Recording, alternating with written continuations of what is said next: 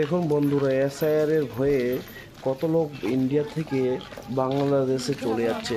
শুধুমাত্র দেখুন, আপনার এই ভিডিওটা দেখুন, আপনাদের মাথায় হাত পড়ে যাবে যে কত লোক অবৈধভাবে বাংলাদেশ থেকে ইন্ডিয়া এসে বসবাস করছিল, এবং তাদের জন্য আমরা সেই ইন্ডিয়াতে থাকা সত্ত্বেও আমরা সেই সুযোগ সুবিধাগুলো থেকে বঞ্চিত ছিলাম।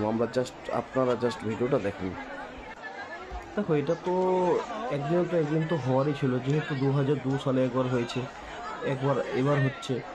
কত কীভাবে আর আটকাবে বলো? আগে এনআরসি বাদ গেল, এবার একটা কেন্দ্র সরকার, এটাই তো মানে পশ্চিমবঙ্গের যে অবৈধ যেগুলো ভোট ব্যাংক, সেগুলোকে বন্ধ করলে এটা একটা জরুরি জিনিস ছিল, যে না, এটা লাগু হওয়া দরকার ছিল।